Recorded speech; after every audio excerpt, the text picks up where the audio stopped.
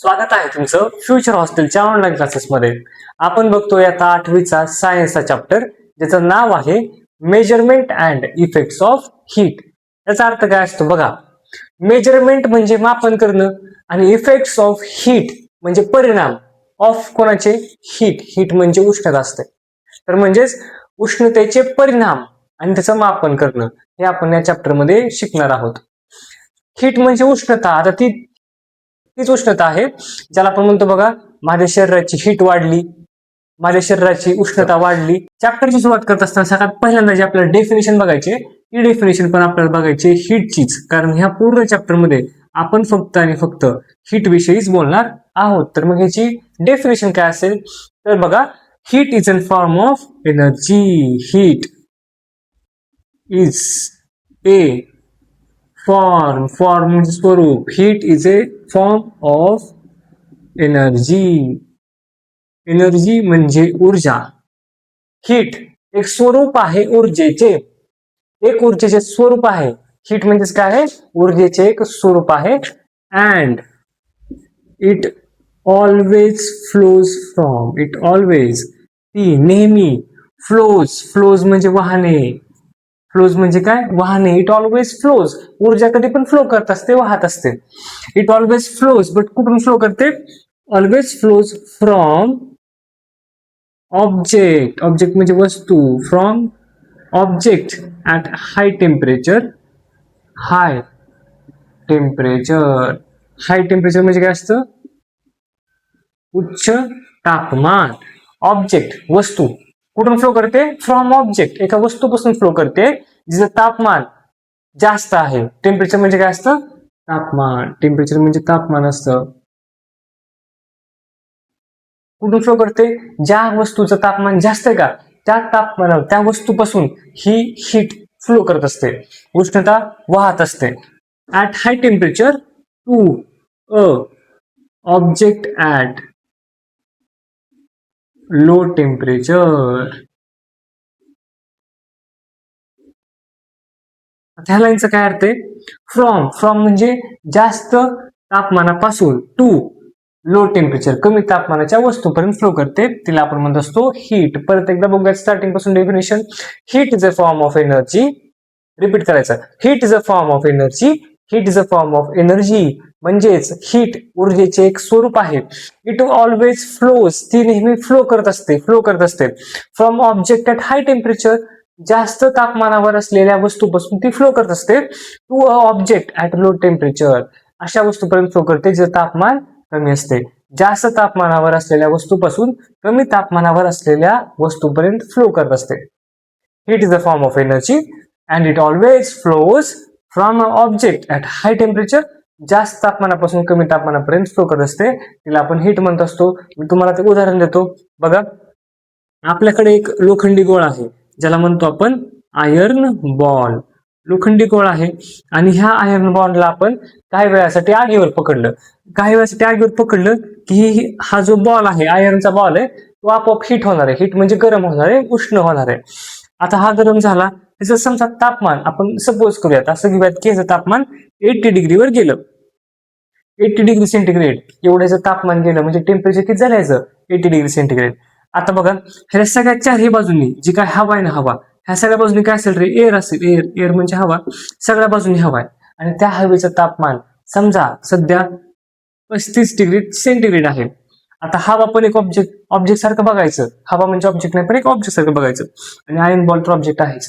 तर बघा, ह्याचं तापमान 80 डिग्री आहे म्हणजे हे हाय टेम्परेचर झालं. हाय टेम्परेचर उच्च तापमान. आणि हे बघा, हे 35 डिग्री सेंटीग्रेड, हे कमी तापमान, लो टेम्परेचर आहे. मग आता हे हीट कुठून कुठे फ्लो होणार आहे? उष्णता कुठून कुठे फ्लो होणार आहे? तर उष्णता आता ह्या जागेवर ह्या आयर्न बॉल पासून हवेमध्ये पडणार आहे. आणि मी तुम्हाला सांगू का, बघा, ही असा हीट बाहेर पडलेली आहे. ह्या बॉल मधून सगळ्या बाजूंनी हीट बाहेर पडायला सुरू होईल. बघा, ही हीट बाहेर पडायला लागली. मी बाण दाखवतोय.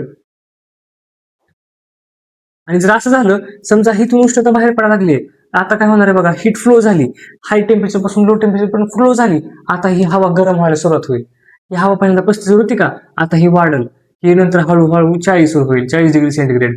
नंतर मग परत 50 डिग्री सेंटीग्रेड होईल. असं कंटिन्युअस हे टेम्परेचर वाढत जाणार आहे, त्याचं तापमान वाढत जाणार आहे. आणि समजा आपण ह्या आयर्न बॉलच्या साईडला असा हात लावला की आपल्याला गरम वाटायला लागतं बघा.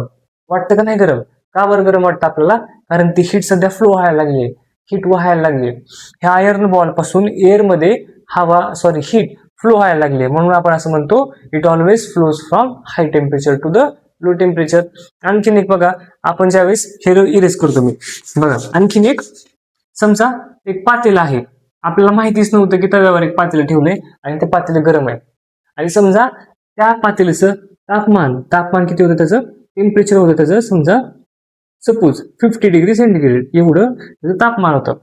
50 डिग्री तापमान आहे आणि आपल्या शरीराचं तापमान असतं 36 डिग्री. समजा आता ह्या पातेल्याला असं माहित नव्हतं आणि आपण त्याला हात लावला, असे 2 बोट लागले आपल्या त्याला, तर आपल्या बॉडीचं तापमान किती आहे? 36 डिग्री सेंटीग्रेड. आणि पातेल्याचं किती आहे? 50 डिग्री सेंटीग्रेड. म्हणजेच बघा, हाय टेम्परेचरवर कोणी सध्या पातेलं, लो टेम्परेचरवर कोणी सध्या आपला हात सध्या लो टेम्परेचरवर आहे, म्हणजे कमी तापमानावर आहे, आणि पातेलं हाय टेम्परेचरवर आहे. म्हणजे ह्या जागेवर फ्लो ऑफ हीट होणार आहे. फ्लो ऑफ हीट म्हणजेच काय? उष्णतेचे वहन, म्हणजे पसरणार आहे, फ्लो होणार आहे, ते वाहणार आहे. आता ह्या भांड्यापासून आपल्या हातापर्यंत हीट फ्लो होणार आहे आणि म्हणून आपल्या हाताला चटका लागतो. का बरं? तर हीट आहे ना, ती गरमी लागते. लगेच गरमी लागली की आपला हात भाजतो आणि मग नंतर आपण हात काढून घेतो. समजतंय का? ज्यावेळेस आपण हात काढून घेतो, काही वेळासाठी आपला हात गरम लागतो, काही वेळासाठी लागतो. ठीक आहे, समजलं का फ्लो ऑफ हीट काय असते? आता बघूयात आपण टेम्परेचर म्हणजे काय असतं. टेम्परेचर जर तुम्हाला विचारलं की टेम्परेचर म्हणजे काय असतं, तर काय सांगणार? टेम्परेचर म्हणजे तापमान असतं, पण तापमान नेमकं काय हे कसं सांगायचं? तर तापमान आपल्याला सांगत असतं की एखादी वस्तू किती गरम आहे किंवा किती थंड आहे. एखादी वस्तू गरम आहे का थंड आहे हे कोण सांगतं आपल्याला? टेम्परेचर. टेम्परेचर सांगतं. टेम्परेचर टेल्स अस, टेम्परेचर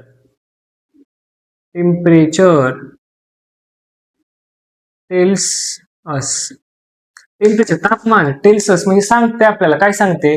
तापमान काय सांगतं आपल्याला? हाऊ हॉट, किती जास्त गरम आहे. हाऊ हॉट ऑर कोल्ड, एक हॉट आहे, कोल्ड आहे. The object is. Temperature tells us how hot और कोल्ड द ऑब्जेक्ट इज. आपल्याला टेम्परेचर काय सांगतं? एखादी वस्तू किती गरम आहे किंवा किती थंड आहे हे आपल्याला सांगायचं काम करतं टेम्परेचर. जसं की बघा, समजा माझ्या ह्या हातावर आईस आहे, आईस एक बर्फाचा गोळा आहे, आणि इकडल्या हातावर समजा चहाचा एक कप आहे आणि चहा गरम आहे. तर आपण लगेच ओळखू शकतो की तापमान कोणाचं जास्त आहे आणि तापमान कोणाचं कमी आहे. म्हणजे एखादी वस्तू गरम आहे का थंड आहे हे जर सांगायचं असेल तर आपण काय म्हणतो? टेम्परेचर हा शब्द वापरतो. आता बघा, टेम्परेचर जास्त कोणाचं असतं, टेम्परेचर कमी कोणाचं असतं. टेम्परेचर ऑफ आईस कमी असतं, लो असतं. Temperature of ice is less than the temperature of T. T म्हणजेच काय? चहा. Temperature of ice is low. Ice म्हणजेच बर्फाचं तापमान कमी आहे. Is low than the temperature of T. Temperature of T म्हणजे चहा असतो. तर चहाच्या तापमानापेक्षा आईसचं तापमान कमी आहे, किंवा असं म्हणू शकतो आपण temperature of T is hi than the temperature of ice. समजतं? तापमान कोणाचं कमी कोणाचं जास्त आहे हे समजते का? तर समजा एखादी वस्तू गरम आहे का थंड आहे हे जर आपल्याला सांगायचं म्हणलं तर आपण सांगतो कशामध्ये? टेम्परेचर मध्ये सांगतो, तापमानामध्ये सांगतो आपण की एखादी वस्तू थंड आहे, एखादी वस्तू गरम आहे. हे आपल्याला बघा, हा डिफरन्स आला हीट आणि टेम्परेचर मधला. आता आपल्याला काय बघायचंय? समजा मला हीट मोजायची की आता हीट किती आहे. आपल्याकडे 2 वस्तू, एक चहा आहे का, आहे आपल्याकडे चहा किती गरम आहे, आणि मग अशी आपण एक आयर्नचा बॉल गरम केला होता बघा, हीट केला होता. समजा ह्या साईडला तो आयर्न बॉल आहे, लोखंडी गोळा आहे, आणि ह्या साईडला चहा आहे. तर मग ह्याचं तापमान मला मोजायचंय, तर ते तापमान मोजायचं कशामध्ये मोजलं जातं तापमान? बघा, हीट इज मेजर्ड इन. आता हीट कशामध्ये मोजतो आपण? बघा, heat is measured in joule. Joule मध्ये मोजतो. पण एक सिस्टम आहे, पण त्या सिस्टमचं नाव काय? SI. Heat is measured in joule in SI system. जे SI सिस्टम आहे त्याच्यामध्ये आपण हीट जूल मध्ये मोजतो. पण दुसरं आणखी एक सिस्टम असतं ज्याचं नाव आहे CGS. अँड CGS सिस्टम मध्ये in CGS system it is measured in CGS system it is measured in calorie. Calorie आहे बघा, कॅलरी म्हणजे SI युनिट मध्ये आपण त्याला मोजतो कशामध्ये, जूल. ते एक एकक आहे. युनिट म्हणजे काय असतं, एकक. आणि हे CGS मधलं एकक काय आहे त्याचं, कॅलरी. बघा म्हणजेच हीटचं शॉर्ट मध्ये आपण एक छोटासा चार्ट काढूयात. बघा हीट SI युनिट काय आहे त्याचं, SI युनिट आहे त्याचं joule. SI unit of heat is joule. JOULE. ते आहे जूल. जुलै नाही, जूल आहे किंवा जुले पण नाही, ते आहे जूल. आणि बघा हीट आहे ह्या साईडला आहे त्याचं CGS युनिट. CGS युनिट काय आहे त्याचं, ते असतं कॅलोरी किंवा कॅलरी.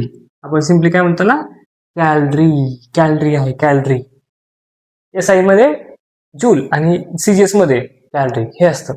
ठीक आहे. पण आता बघा हे जे खाली लिहिलंय कॅलरी, पण ती कॅलरी 1 कॅलरी 2 कॅलरी 3 कॅलरी आपण हीट मोजतो ना.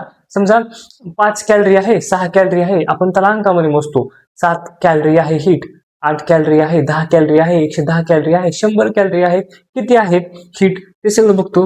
पण बघा 1 कॅलरी म्हणजे किती, आता आपल्याला माहिती आहे सगळ्यांना. बघा काय माहिती आपल्याला की 1 kilogram 1 kg is equal to 1000 gram. हे आपल्याला माहिती आहे, बरोबर आहे का.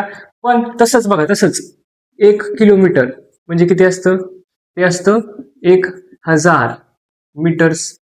हे पण असतं. पण 1 कॅलरी म्हणजे किती हे काढायचं आपल्याला, बरोबर आहे का. 1 कॅलरी म्हणजे किती असतं, पण पुढे काय माहिती का, किती जूल.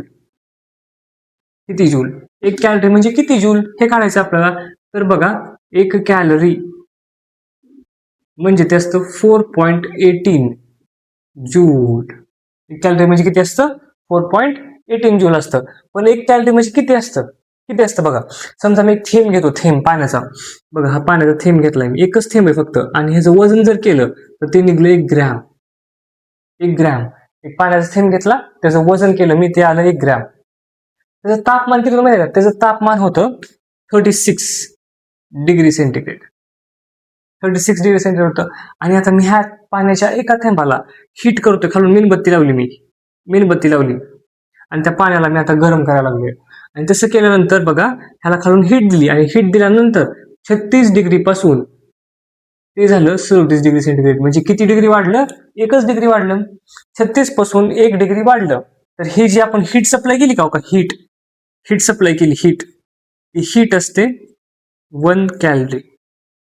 म्हणजे 1 ग्रॅम पाण्याला जर 1 डिग्री सेंटीग्रेड वाढवलं, तापमान वाढवण्यासाठी जेवढी आपण हीट सप्लाय करतो त्याला आपण म्हणत असतो 1 कॅलरी. 1 ग्रॅम पाण्याच्या थेंबाला आपण 1 डिग्री तापमान वाढेपर्यंत जेवढी काही हीट सप्लाय केली त्याला म्हणायचं 1 कॅलरी. समजते का. जर समजा आपण 1 ग्रॅम पाण्याऐवजी समजा 2 ग्रॅम घेतला असं तर काय झालं, ह्या जागेवर तापमान 2 डिग्री वाढवायला पाहिजे होतं. त्यावेळेस नंतर मग हीट जी केली आपण सप्लाय ती आली असती 2 कॅलरी. समजतंय का. हे असतं कॅलरी म्हणजे. ठीक आहे. आता नेक्स्ट आपण बघणार आहोत सोर्सेस ऑफ हीट. म्हणजे उष्णतेचे सोर्सेस काय असतात, स्त्रोत काय काय असतात, उष्णतेचे स्त्रोत काय असतात. बघा बाहेर आपण ज्यावेळेस हिवाळा येतो तर हिवाळ्यामध्ये आपल्याला उष्णता पाहिजे असते, तर त्यावेळेस आपण कोणते कोणते स्त्रोत वापरतो. सगळ्यात मोठं स्त्रोत जर असेल ह्या आपल्या पृथ्वीवरचं तर ते असतं सन म्हणजेच सूर्यापासून आपल्याला खूप मोठ्या प्रमाणामध्ये हीट भेटते, उष्णता भेटते. त्यामुळे सगळ्यात मेन सोर्स, सगळ्यात मुख्य स्त्रोत जे आहे हीटचं ते आहे सन. तर हे डिफरंट टाइप्स ऑफ सोर्सेस आहेत ऑफ हीट, ते आपण नेक्स्ट व्हिडिओमध्ये शिकणार आहोत. तर हे जेवढं झालंय ते तेवढं तुम्हाला समजलं असेल असं मला माहिती आहे की तुम्हाला समजलंच आहे ते, कारण आपण खूप इझिली घेतलंय आणि स्लो एकदम टप्प्याटप्प्यात घेतलेलं आहे. हे जे काही झालंय ते व्यवस्थितपणे लिहून घ्या. ठीक आहे.